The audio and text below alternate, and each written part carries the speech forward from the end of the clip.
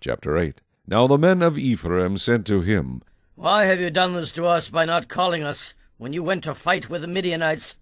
And they reprimanded him sharply. So he said to them, What have I done now in comparison with you? Is not the gleaning of the grapes of Ephraim better than the vintage of Abiezer? God has delivered into your hands the princes of Midian, Oreb, and Zeeb. And what was I able to do in comparison with you? Then their anger toward him subsided when he said that.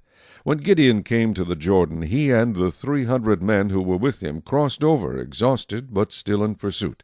Then he said to the men of Succoth, Please give loaves of bread to the people who follow me, for they are exhausted, and I am pursuing Zebah and Zalmunna, kings of Midian. And the leaders of Succoth said, Are the hands of Zebah and Zalmunna now in your hand, that we should give bread to your army? So Gideon said, For this cause, when the Lord has delivered Zebah and Zalmunna into my hand, then I will tear your flesh with the thorns of the wilderness and with briars. Then he went up from there to Penuel, and spoke to them in the same way. And the men of Penuel answered him as the men of Succoth had answered. So he also spoke to the men of Penuel, saying, When I come back in peace, I will tear down this tower. Now Zebah and Zalmunna were at Karkor, and their armies with them, about 15,000, all who were left of all the army of the people of the east. For 120,000 men who drew the sword had fallen.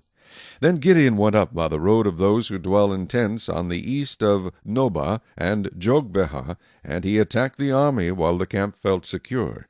When Zebah and Zalmunna fled, he pursued them, and he took the 2 kings of Midian, Zebah and Zalmunna, and routed the whole army. Then Gideon the son of Joash returned from battle, from the ascent of Heres. And he caught a young man of the men of Succoth, and interrogated him, and he wrote down for him the leaders of Succoth and its elders, 77 men. Then he came to the men of Succoth, and said, Here are Zebah and Zalmunna, about whom you ridiculed me, saying, Are the hands of Zebah and Zalmunna now in your hand, that we should give bread to your weary men? And he took the elders of the city, and thorns of the wilderness, and briars, and with them he taught the men of Succoth. Then he tore down the tower of Penuel, and killed the men of the city.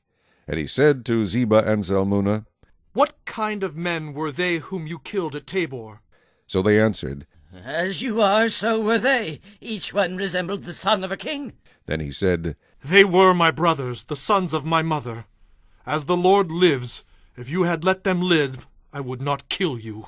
And he said to Jether, his firstborn, Rise! Kill them! But the youth would not draw his sword, for he was afraid, because he was still a youth. So Zebah and Zalmunna said, Rise yourself, and kill us, for as a man is, so is his strength. So Gideon arose, and killed Zebah and Zalmunna, and took the crescent ornaments that were on their camels' necks. Then the men of Israel said to Gideon, Rule over us, both you and your son, and your grandson also, for you have delivered us from the hand of Midian.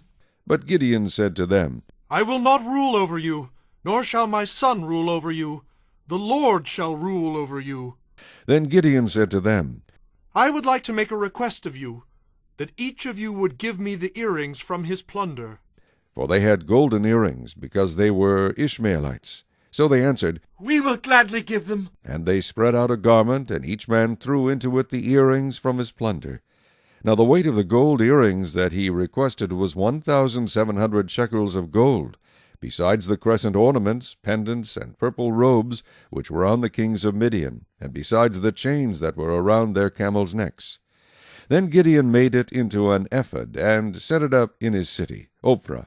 And all Israel played the harlot with it there. It became a snare to Gideon and to his house. Thus Midian was subdued before the children of Israel, so that they lifted their heads no more. And the country was quiet for 40 years in the days of Gideon. Then Jerubbaal, the son of Joash, went and dwelt in his own house. Gideon had 70 sons, who were his own offspring, for he had many wives. And his concubine, who was in Shechem, also bore him a son, whose name he called Abimelech.